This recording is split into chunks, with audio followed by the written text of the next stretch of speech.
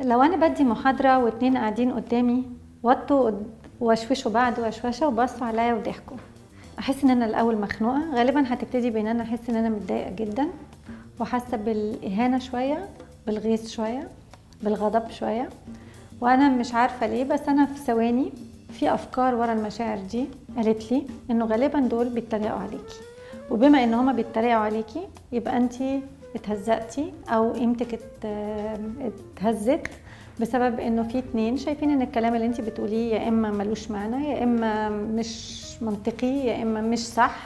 فانا بحس بالقلة بسرعة لان انا فسرتها كده.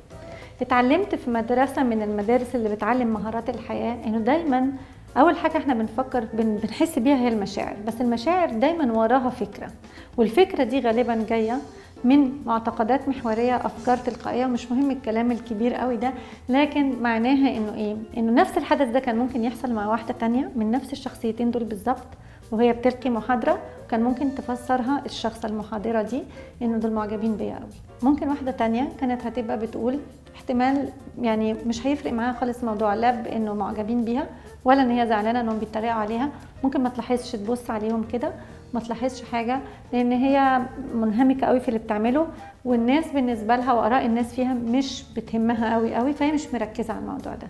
طب هو نفس الحدث لكن عمل 3 ردود افعال واكتر من كده بكتير، مع كل شخص كان هيبقى فيه رد فعل يمكن مختلف، وده بسبب انه في زي فك شفرات جوانا. الفك شفرات ده هو اللي فسر ايه اللي حصل. لو انا هنعتبر ان انا من النوعيه الاولانيه خالص اللي اخذت الموضوع على انه الناس دي بتتريق عليا، لو انا عايزه احسن من مشاعري دي او اتعامل معاها بطريقه علميه كويسه تحسنها، دايما هفكر اقول ايه الفكره اللي جات لي؟ ان هم اكيد بيتريقوا عليا، وما دام بيتريقوا عليا يبقوا ضربوني في مقتل في القيمه بتاعتي. طيب هل ده الاحتمال الوحيد؟ طب ما ممكن يكونوا معجبين باللي انا قلته فعلا، ممكن يكونوا بيضحكوا على حاجه افتكروها من الكلام اللي انا قلته، ممكن يكونوا بيضحكوا على حاجه ملهاش دعوه بيها خالص بس هم افتكروها وهم قاعدين في المحاضره وخافوا ينسوها فاتكلموا فيها في اثناء المحاضره وضحكوا. كل الاحتمالات دي موجوده.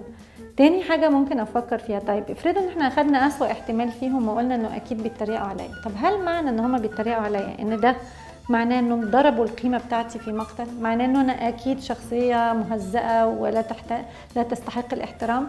ولا ممكن يكون هم حكمهم على الامور يا اما المحاضره بتاعتي محتاجه تتحسن فهحسنها، بس ده لا يعني ان انا فاشله ولا ان انا ولا حاجه. والحاجه الثانيه انه احتمال يكون هم شخصيات بتستهزئ بالناس بسهوله، فبالتالي مش لازم اهتم قوي برايهم فيا.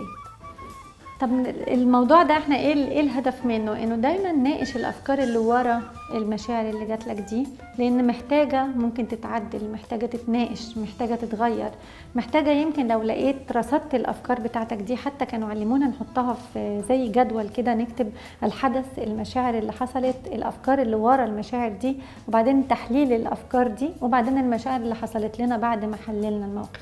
لو انا حللت الموقف زي ما انا قلت لكم من شويه واكتشفت انه مش بالضروره كانوا بيتريقوا عليا، او حتى لو بيتريقوا عليا ده مش معناه ان انا اتضربت في مقتل في القيمه بتاعتي، ده بيديني مشاعر افضل. فانا عايزه اقول لكم اتعلموا تعملوا كده، وشوفوا ايه الخيط اللي بيربط بين كل الاحداث المختلفه، وحاجه متكرره في مشاعرك ومتكرره في افكارك. يمكن دي نقطه ضعف، مش عشان تأنب نفسك عليها، لكن عشان تروح للمتخصص اللي يساعدك انك تتعامل معاها.